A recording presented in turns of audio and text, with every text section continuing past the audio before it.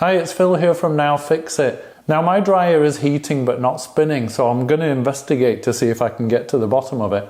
And I'm going to look at three things really. The first is the drum free or is it jammed? And the second is the belt okay? So I mean the drive belt that's inside the machine. And then the final one is checking the electric motor. Okay, so step one, let's check the drum, because if the drum is jammed in any way, then that will be why your machine isn't spinning. And all you have to do really is just reach in and grab something inside the machine. Usually there's a paddle or something like that, or a ridge inside the drum. And just see if you can rotate it by hand and how easy it is to rotate. And it should be really easy like this. And if your machine was jammed, then have a look through any little holes or perforations to see if there's something stuck in there. And if you have them anywhere else on your drum, check those as well. And around all the edges on the inside to see if anything's got stuck and jammed it. You'll be surprised how often that happens. Okay, so now that we've established that the drum is nice and free, we're going to move to step two, which is checking the belt. And that means we're going to have to open up the machine, so it's time to make sure you unplug it to make sure you stay safe. So the easiest way to check a belt on a dryer is to pop the lid off. And almost all dryers have a couple of screws at the very back, usually at the corners, which you have to undo. So let's undo those now.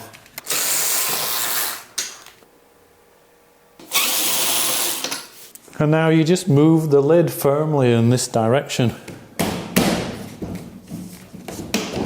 And then just lift it off. Okay, so with the top off of the machine, you can see the belt.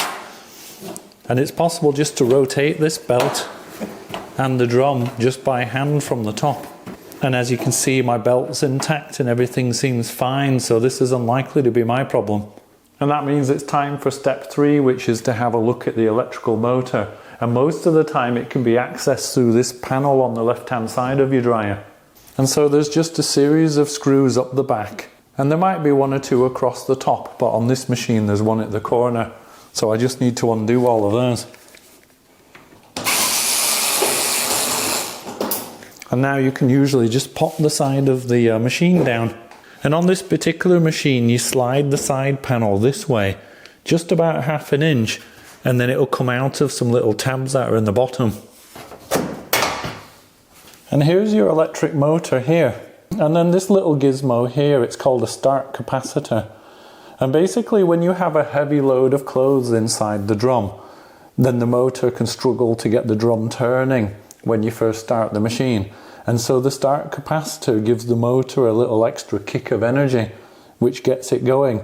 And it discharges quite quickly, so after the motor's running, then it doesn't need it anymore until next time. And actually, if you find that your motor buzzes, but the drum doesn't rotate, then it's almost always the start capacitor. So often I don't even bother testing it if I've got those exact symptoms. I just go ahead and replace the capacitor because they only cost a couple of pounds.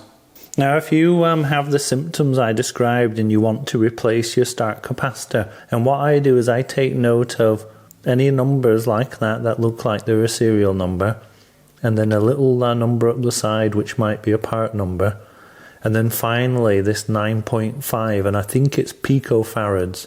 And that's how I would go about making sure I replace this capacitor with one that's the same. Now can you see how strange the top of this capacitor looks? It looks like it's sunken down a little bit. Well, that's probably because my problem with my machine is the capacitor. Just seeing a little bit of damage on there would be enough for me to replace this unit. So at this stage I'm going to do something just for demo purposes. You shouldn't do this at home, because what I'm going to do is plug in the machine with the side open, and that's why I say you shouldn't do this at home, because there will be live things in there. But I want to show you what's going on down there when I try to set the machine going. So I'm going to press the start button and we're going to see what the motor does. Okay, so that buzzing noise that you just heard was the electric motor struggling to turn the drum. And it couldn't do it, and the reason it couldn't do it is because that start capacitor's failed, so it's not getting that extra bit of juice that it needs in order to get the drum spinning in the first place. And again, for demo purposes, please never work on a machine with the side open like I'm doing now, But one thing you can do, if you feel confident and safe to do so, is you can give this drum a little spin by hand when the motor's buzzing, and that'll tell you 100% that it's the capacitor. Because if you give that a little boost with your hands and the motor takes over and carries on rotating, then that proves that the capacitor is not giving it the extra juice it needs to get going. But once it's running, then the motor's fine. So let's do that test now.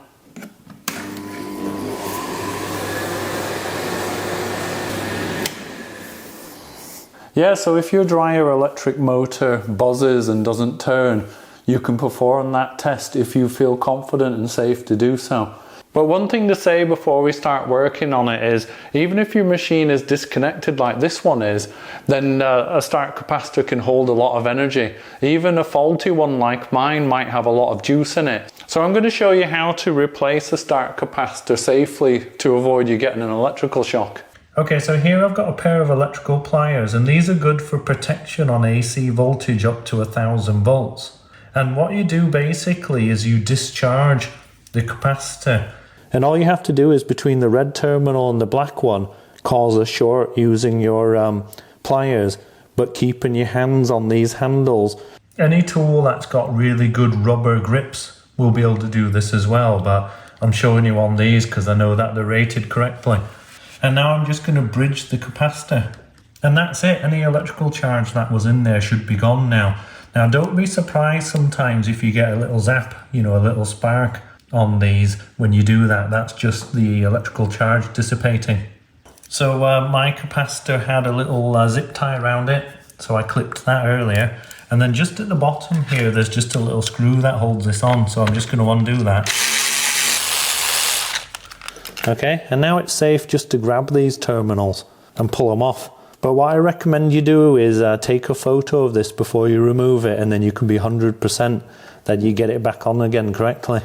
And these capacitors sit on a little peg, so sometimes you have to wiggle and lift them up, and you can just see the peg there. And some of them might be screwed in, because you can see there's a little screw thread on here, but mine wasn't. It was just literally sat in there. And it was this little screw that acted like a clamp, which held that tight. And now I'm just going to disconnect these. Okay, let's take this and see if we can get a new one. So my new capacitor's arrived now, and because it's a genuine one, you can look on the other side, and of course my machine is an Insulated. But if you have a Hotpoint, Creeder, Ariston or a Canon dryer, it'll probably be this same one. So I'll put this part number in the description below and a link to it, just in case. But obviously you want to be checking that yours says 9.5 microfarads on it. So I'll drop it in. Okay, so I'm just making sure I've pushed both of these wires on fully. This was all just kind of all fastened to this. I suppose it's just to make sure that it doesn't get in the way while the machine's operating. So I'm just going to get the side of the machine back on.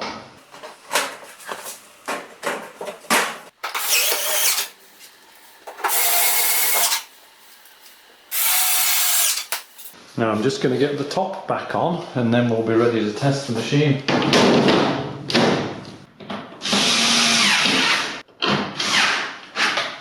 Okay, so it's the moment of truth. Hopefully our machine will start and it'll spin properly and everything else, so let's give it a try.